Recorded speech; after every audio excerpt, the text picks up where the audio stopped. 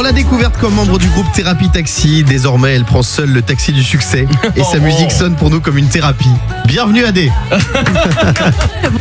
Adé est avec nous sur Europe 2. Si c'est bon, ton micro est allumé. Merci d'être avec nous. Bien ringard ce lancement.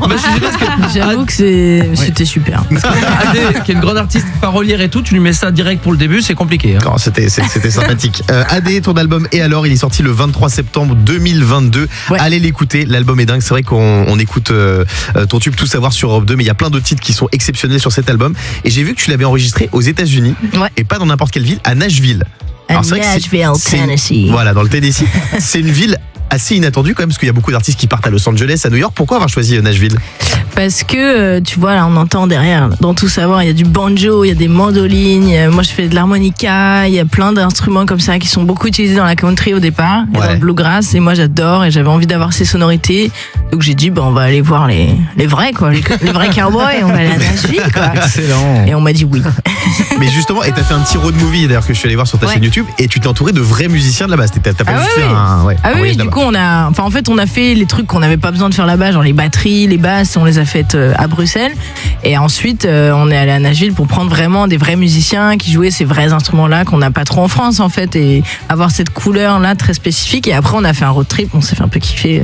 On a bien fait des fait. clips, des photos, tout ça, quoi. Comment ça t'est venu cette idée d'avoir des sonorités country dans ta musique? Bah, c'est un truc qui m'a toujours plu, surtout la folk musique au départ, et donc quand j'ai réfléchi à vraiment ce que j'avais envie de proposer comme identité plus perso après Thérapie Taxi, je me suis dit en fait je veux garder la pop parce que c'est ce que j'aime, et sur scène aussi c'est une énergie dont j'ai besoin, mais je veux aussi amener ce côté plus folk, plus intimiste et plus joué, quoi, tu vois, avec des vrais instruments et tout. Ouais.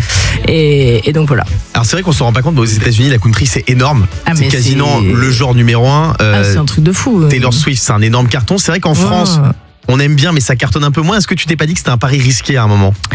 Bah ouais, je sais pas, je m'en foutais un peu. Ouais. En tout cas, pour toi, ça cartonne.